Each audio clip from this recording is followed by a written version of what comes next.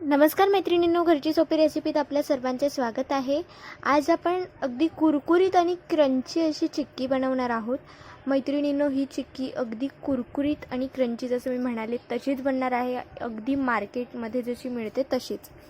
लगेच रेसिपीला सुरुवात करणार आहोत। या ठिकाणी बघा, मी 1 वाटी शेंगदाणे घेतलेले आहेत आणि त्यांना आपण लो फ्लेमवरती भाजायचं आहे। अजिबात गॅसची फ्लेम हाय करायची नाही आहे, लो फ्लेमवरती थोडा जास्त वेळ घेईल, पण आतपर्यंत अगदी व्यवस्थित भाजले जातील आणि कुरकुरीत होतील।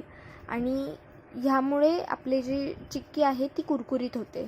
जर आपण फुल हाय स्पीडवर किंवा हाय फ्लेमवरती जर आपण हे शेंगदाणे फ्राय केले तर यांचं फक्त वरची बाजू ही कडक होते, पण आतमधून शेंगदाणे नरमच राहतात, त्यामुळे आपली चिक्कीसुद्धा नरम होते। तर आता या ठिकाणी आपण शेंगदाणे व्यवस्थित भाजून घेतले। त्याचप्रमाणे लो फ्लेमवरती या ठिकाणी मी 2 वाटी तीळ घेत आहे। मैत्रिणींनो, ही चिक्की अगदी अप्रतिम लागते, म्हणजे एकदा खाल्ली की तुम्ही पुन्हा पुन्हा बनवणार आणि लगेचच संपणार ती अशी बनेल, कारण खूपच टेस्टी बनते आणि खूप हेल्दीसुद्धा आहे। तर या ठिकाणी बघा, आपण तीळसुद्धा भाजून घेत आहोत।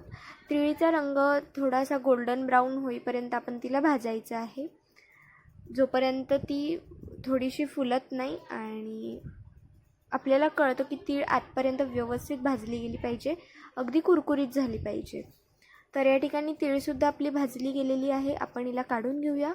आणि आता कढईमध्ये या ठिकाणी मी तूप घालत आहे।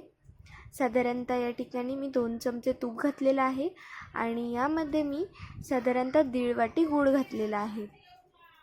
मैत्रिणींनो, या ठिकाणी जे आपण शेंगदाणे आहे यांना जाड बारीकच दळलेलं आहे, म्हणजे अगदी बारीक पावडर न करता एका शेंगदाण्याचे 2 ते 3 तुकडे होतील एवढंच बारीक दळलेलं आहे, जास्त बारीक करायचं नाही।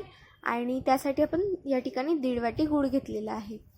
जर तुम्हाला शेंगदाण्याचं पावडर करायचं असेल तर या ठिकाणी मात्र तुम्हाला गूळ वाढवावं लागणार, गुळाचं प्रमाण वाढवावं लागेल।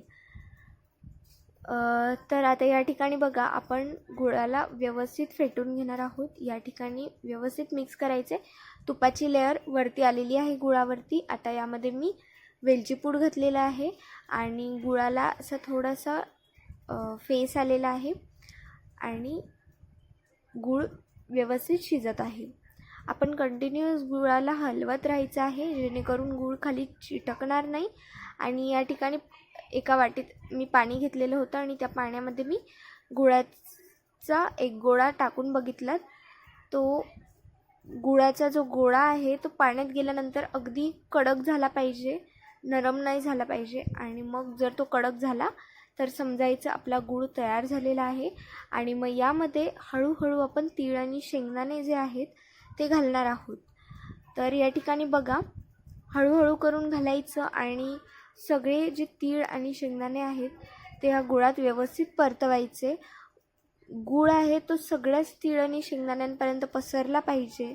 आणि ही सगळी प्रोसेस करताना आपल्याला गॅसची फ्लेम मात्र लोच ठेवायची आहे, कोणत्याही क्षणाला आपण आपल्या गॅसची फ्लेम हाय करणार नाही आहोत। आणि लो फ्लेमवरती या ठिकाणी बघा, अशा प्रकारे आपण गूळ व्यवस्थित मिक्स करून घ्यायचा आहे। तीळ आणि गूळ या ठिकाणी बघा व्यवस्थित मिक्स केलेला आहे। आणि या ठिकाणी बघा, आता मी एक परात घेतली आहे आणि परातीला व्यवस्थित तूप लावून घेतलेलं आहे। आता मी जास्त बनवलं आहे बॅटर, त्यामुळे मी अर्धं परातीत पसरवणार आणि अर्धं मी ताटात पसरवणार आहे। जोपर्यंत बॅटर गरम आहे तोपर्यंतच अशा प्रकारे ग्लासने आपण पसरवून घेणार आहोत त्याला, कारण थंड झाल्यावर त्याचा घट्ट गोळा बनला जातो आणि त्यामुळे त्याच्या चिक्क्या व्यवस्थित येत नाहीत। तर आपण तुमच्याकडे जे काही सपाट करण्यासाठी तुम्ही वापरणार असाल त्याच्याने आपण व्यवस्थित या चिक्कीला बघा सपाट करून घ्यायचं आहे। आणि जितकी तुम्हाला बारीक हवी आहे लेअर, तितकी तुम्ही हिला प्रेस करून करून बारीक करू शकतात। आता थोडंसं कोमट झाल्यानंतर आपण याच्यावरती कट मारून घेणार आहोत चिक्कीवरती, आपल्याला जेवढ्या साईजची चिक्की हवी त्यानुसार। आता ते झाल्यानंतर आपण याला मी आता उभे काप केलेत, आता मी आडवेसुद्धा काप करते आणि त्यानंतर मात्र आपण आपल्या चिक्कीला पूर्णपणे थंड व्हायला ठेवणार आहोत. पंख्याखाली ठेवायचं थंड करायला, जेणेकरून जी आपली चिक्की आहे ती थंड होईल. आता बघा मी परातीत लावून झालेला आहे. आता मी ताटामध्ये सुद्धा चिक्कीचं बॅटर घातलेलं आहे. आता आपण याला थंड होण्याआधी व्यवस्थित पसरवून घ्यायचं आहे. या ठिकाणी बघा मी चमच्याचा वापर करत आहे आणि ह्या चिक्कीला थंड व्हायला वेळ लागत नाही जास्त. साधारणतः 15 ते 20 मिनिटांमध्ये आपली चिक्की व्यवस्थित थंड होते आणि तयारसुद्धा होते. तर बघा,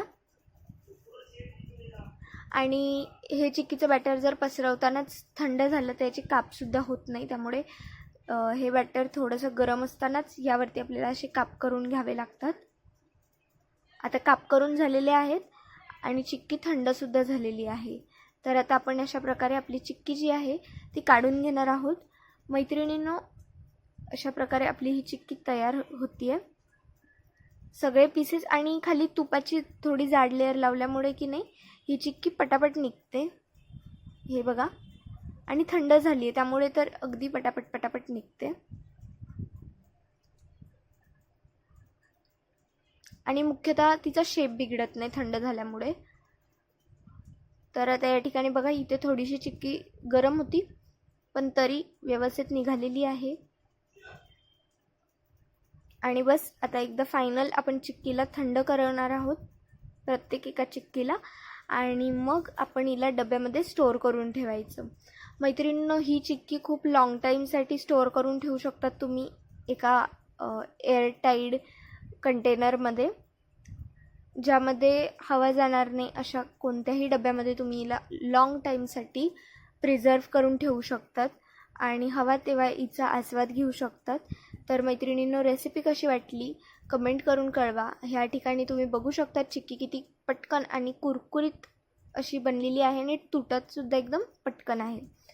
तर व्हिडिओ आवडला असेल तर लाईक करा आणि चॅनलला सबस्क्राईब केलं नसेल तर सबस्क्राईब करून बेल आयकॉन प्रेस करायला अजिबात विसरू नका. आणि हा व्हिडिओ जास्तीत जास्त जणांना शेअर करा. धन्यवाद.